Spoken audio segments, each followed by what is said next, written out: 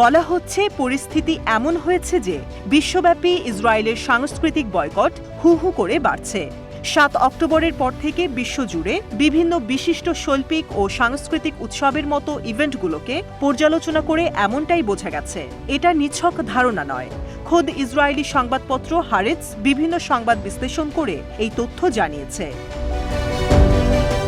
একটি উদাহরণ টানলে সেটি খুব স্পষ্ট বোঝা যায়। গত নভেম্বরে ইন্টারন্যাশনাল ডকুমেন্টারি ফেস্টিভ্যাল আমস্টারডামের উদ্বোধনী অনুষ্ঠানের সময় একটি ঘটনা ঘটেছিল।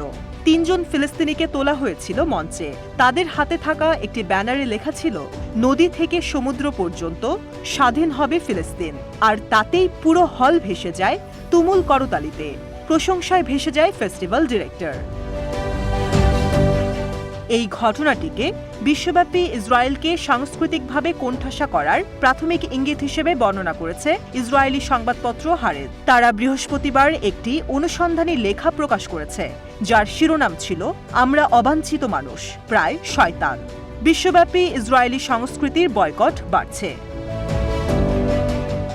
সংবাদপত্রটির মতে, গত ৫ মাসে প্রায় সব বড় বড় চলচ্চিত্র উৎসবগুলো ফিলিস্তিনিপন্থী বিক্ষোভের একটি প্ল্যাটফর্মে পরিণত হয়েছে, যেখানে ইসরায়েলি চলচ্চিত্র কিংবা ইসরায়েলি শিল্পীদের উপস্থিতি বা জড়িত থাকার ঘটনা একটি কেলেঙ্কারির সম্ভাবনাকে বাড়িয়ে দিয়েছে।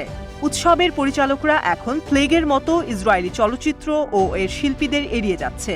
এই ঘটনাগুলোর ন্যায্যতা নিয়ে প্রশ্ন তুলেছে হারেটস। সংবাদপত্রটি ইসরায়েলি চলচ্চিত্র প্রযোজক আভি নেশারের বরাত দিয়ে বলেছে, ইসরায়েল এখন বিশ্বব্যাপী সাংস্কৃতিক বয়কটের সবচেয়ে আকর্ষণীয় লক্ষ্য হয়ে উঠেছে। এরকম পরিস্থিতিতে পড়ার জন্য নিজেকে দুর্ভাগা বলে মনে করে সে। এই ঘটনাগুলো আরও নির্দেশ করে যে বয়কট, বিতরণ এবং নিষেধাজ্ঞার মতো বিষয়গুলো যেভাবে উঠে এসেছে তাতে বোঝা যায় ফিলিস্তিনিপন্থী সংগঠনগুলো সাংস্কৃতিক ক্ষেত্রে কার্যকরভাবে কাজ করছে। তাদের এই কর্মকাণ্ড উৎসব পরিচালকদের ইসরায়েলি চলচ্চিত্র প্রদর্শন থেকে বিরত থাকার জন্য চাপ তৈরি করছে। ফলস্বরূপ সমস্যা এড়াতে উৎসব পরিচালকরা ইসরায়েলি চলচ্চিত্র প্রদর্শন এড়িয়ে যাচ্ছে। এমনকি টেলিভিশন সিরিজের জগতে, যেখানে সাম্প্রতিক বছরগুলিতে ইসরায়েলি কাজগুলো বেশ জনপ্রিয়তা অর্জন করেছিল, এখন সেগুলোও নানাভাবে বর্জনের মুখে পড়েছে।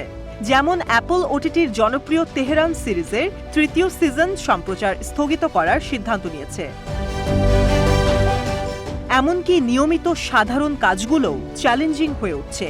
প্রতি বছর অনুষ্ঠিত বার্ষিক জেরুজালেম লেখক উৎসব, যা ইসরায়েলের সবচেয়ে বড় সাহিত্য বিষয়ক আয়োজন, সেটি আয়োজকদের জন্য এখন কঠিন হয়ে পড়ছে। এটি আগামী মে মাসের শেষের দিকে অনুষ্ঠিত হওয়ার কথা।